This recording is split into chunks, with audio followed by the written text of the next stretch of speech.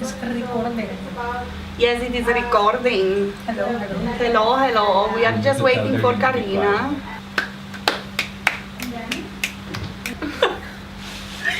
Hello, travel friends. Nothing? You're not I know. Hello, travel friends. Hello! I thought you were talking. Okay, so you want us to say You could say hi. Okay.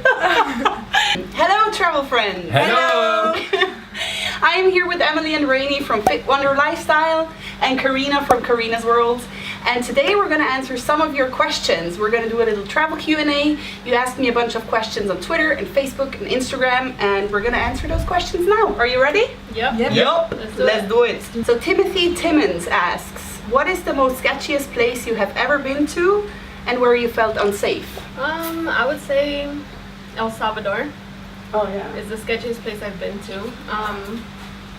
Or maybe not sketchiest, but I did feel unsafe just because everyone says it's so bad. I've never really experienced anything horrible, and I'm half Salvadorian, but I think it's one of those unsafe places. I think for us it would be Tenderloin, San Francisco. We saw a few weird stuff going down there, and You I could see didn't a feel couple of safe. drug deals going down in plain daylight. Oh my god. Yeah. Did you know before you went? No, we didn't. Not at all. And that's the funny thing, because online everyone's saying, yeah, you need to stay in Tenderloin, it's close to Union Square, etc., but in hindsight, I wouldn't stay there. No. That's funny, because actually the same thing happened to me when I was in California. We also stayed in Tenderloin and we had no idea that it's going to be that sketchy. We arrived quite late at night and decided to do some laundry around 10 o'clock. It was already dark. So we walked down the street and it was just crazy. We didn't feel safe at all and we were so glad to get out of that place again. But other than that, San Francisco is great. Yeah, that's Beautiful super city. nice. Yeah. It's just that one it's area. that one Yeah. area now. Okay, so let's move on to the next question. Okay, so Karen Lynn Bates. She asks, what do you enjoy most about traveling? Meeting people, for sure. That's my favorite thing. And then food. Oh yeah, food. but meeting people is my favorite part. Yeah. Or meeting people while eating food. The Yeah. combination Oh, of both of That them. is a good combination. That And always actually, works out. Getting to know their culture as well, like stuff that is traditionally from the place that we visited. It's Yeah. also quite interesting. That's what I love about it. It's true. I also enjoy learning things about new cultures that I have never explored before. What I really love about traveling though is experiencing things for the very first time, because when you step out of your home and the things you actually know, you have so many firsts. You have so many smells and sights and culture and food and everything is so new, and I think that is the most exciting part for me, to have so many first impressions. Traveling is one of the things that pushes you out of your comfort zone. Yeah, definitely. Because you're at a new place, you don't know anyone, and you need to figure things out. Yeah. And then you start trying new food, meeting new people, and also experiencing different cultural things that are different from back home. Yeah. So it forces you to be more open-minded in general in your life. Yeah, and you learn a ton. Yeah, it really opens your horizon. It's awesome. It's just good, you know? It's just, you need to travel. If you don't travel, do it. Yeah. Buy a ticket now. Yeah, now! Yeah, now. Link below. Yeah, by the way, if you need to travel, go check out her website. She's gonna help you. Oh yeah. Yeah. I'm gonna leave her links down below. Karen also asks, what is the most stressful thing about traveling? What hassles you or stresses you the most about travel? For me, I would say, because I move constantly to a new place, it would be packing and unpacking and figuring out trains and buses and buying a plane ticket and going to the airport. Just the whole moving situation is so stressful. Are we gonna make it on time? Is this the right street? Is this the right whatever? And then there's Is the sketchy boat safe or not? Are we going to drown? But also in certain places, you're always on your toes. Are they trying to rip me off? Yes or no? Yeah, that's Am cool. I paying too much? Is it safe? Is it sketchy? Yes or no? So especially while traveling in some areas, or actually it can happen everywhere. You can be traveling in Western Europe or US or anything and still being ripped off. Absolutely. So it's not specific to third world countries only. Absolutely. I would say the language then, because for example, when we went to Thailand, I honestly couldn't understand a word they were saying. I couldn't even read anything, any signs or anything, and that was a bit frustrating for me because I just wanted to know what's going on, or you know, if I'm going the right way or anything. So the language, if I don't understand it, would be. But I would always try to learn something or learn a few words from the place so that I can at least get around. Yeah. But with Thai, I just It was too hard. Yeah, it was too hard. No matter what I said, I was like, I honestly can't understand anything that's coming out of your mouth. For me, I think it's similar. What stresses me out the most is when I'm at the airport and flights are being cancelled or there are delays or just the whole transportation stuff. I just wish I was like in a movie like Jumper, could make like this and then I would just arrive there. That would be perfect. I know. Yeah, but then you won't be able to save miles. Yeah. The miles. I don't even. Do you do that? Really? We do. Really? Yeah, I Yeah. do too. Really? Yeah. Oh man, I'm missing out on these miles. Yeah. I'm missing out. Apart from the stressful things, I think I do it anyway because you get to meet great people who are very helpful.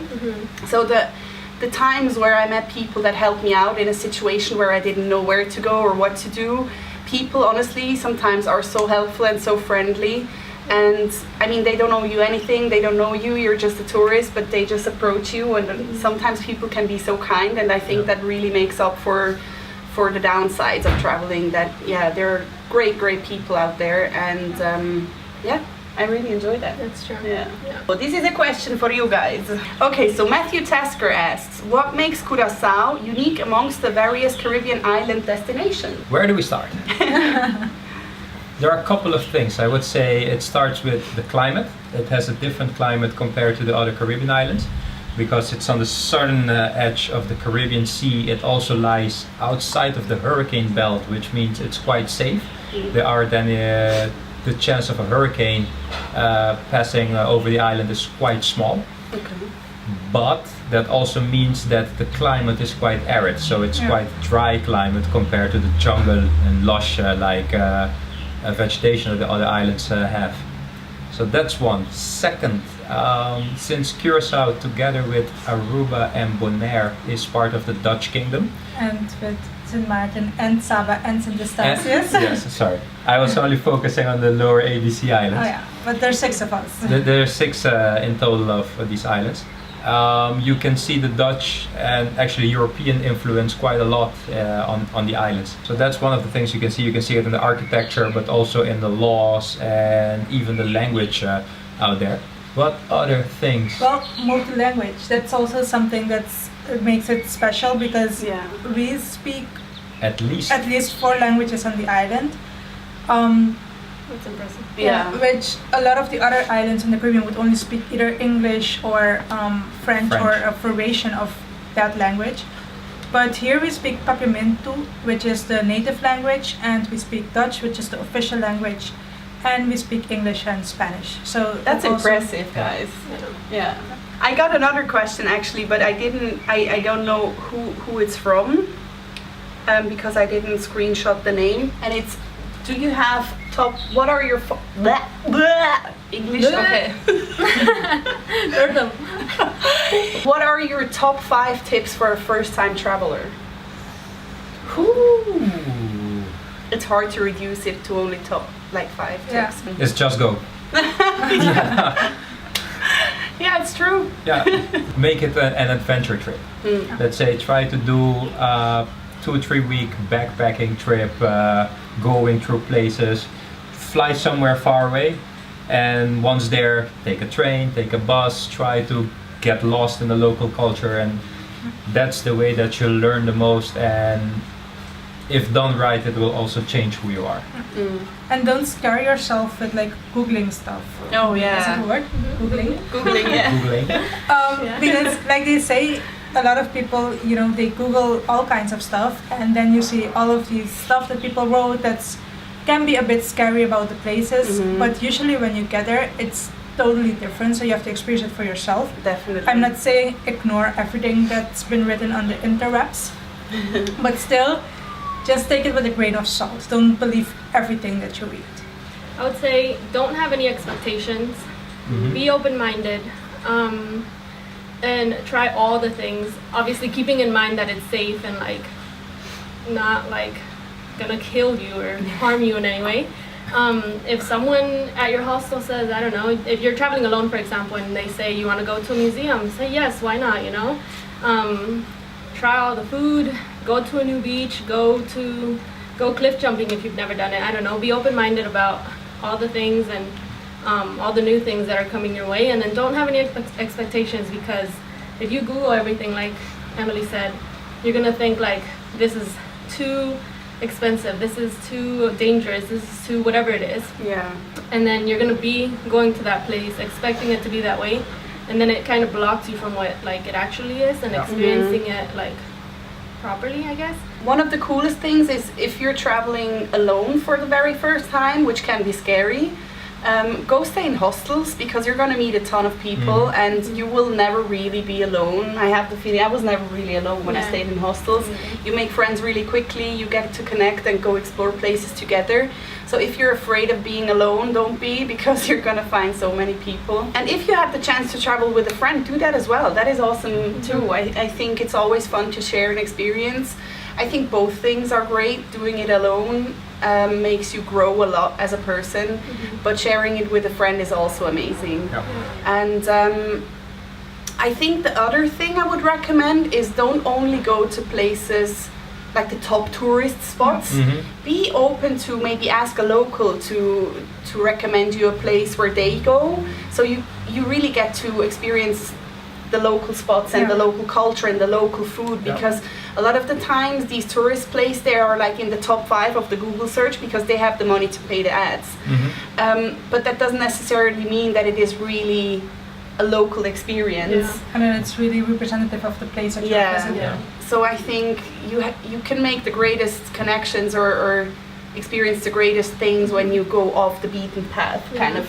Just wander. Usually, if the locals are eating there and it's busy, it's good. That's the one tip about eating food while traveling. Another question, I mean, I didn't get, but a question I get a lot also in the comments of my YouTube videos is, how do you get the money to travel? How do you afford to travel? Do you have any good tips on that? Money. We both started our own businesses in order to facilitate our traveling. So what we're both doing is our work, our job, our businesses are all online. So we are able to travel and still with our laptops work and generate an income. I do understand that is not feasible for everyone. A couple of the things that you can do is save up your days. If you work overtime, try to get them paid in overtime or in money. Cut your costs. So look around. What can you sell in your house?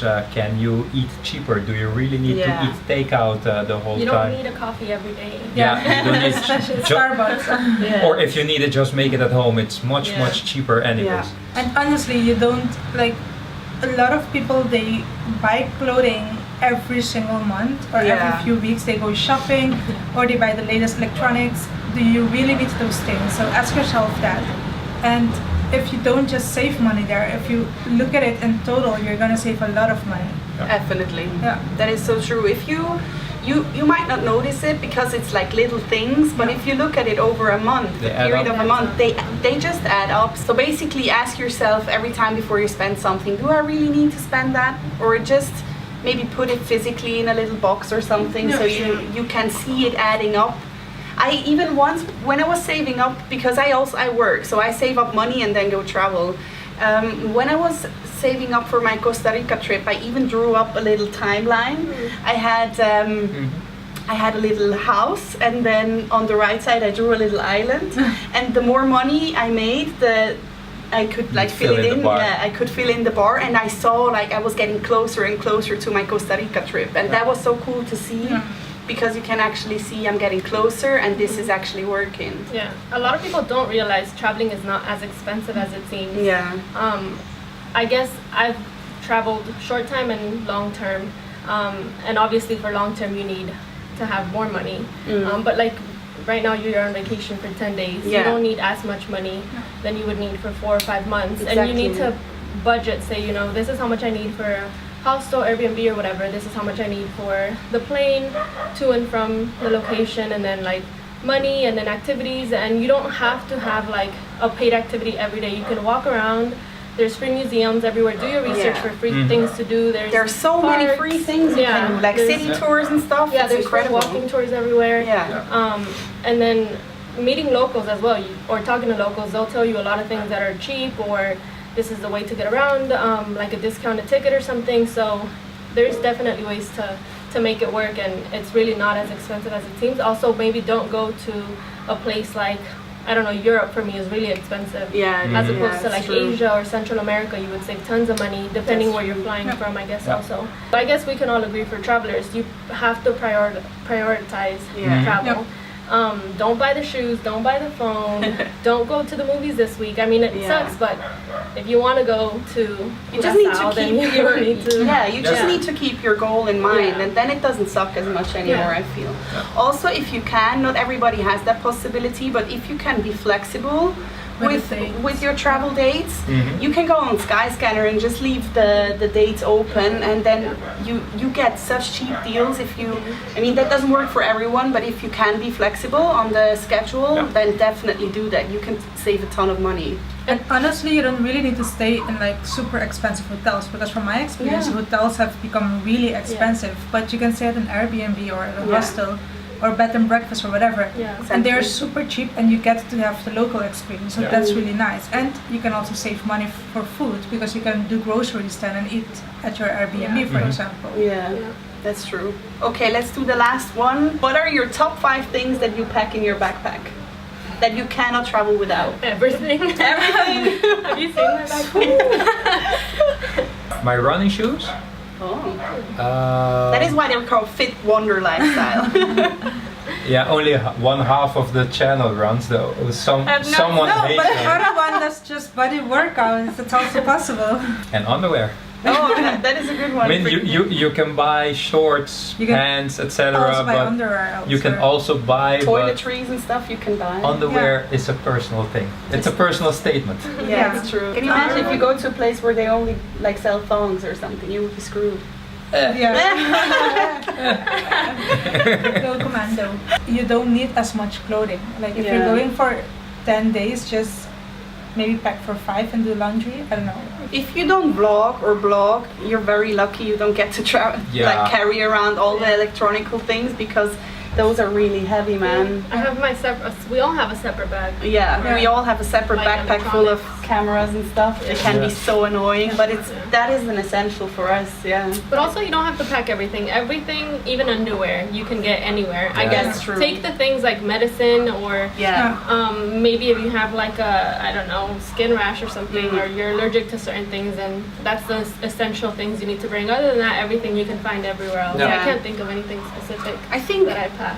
one thing I always pack, well, it depends a little bit which country I travel to, but like you say, medicine. There are certain things that when I know I'm going to get sick, I want to know what I'm taking and know if I'm reacting well to it.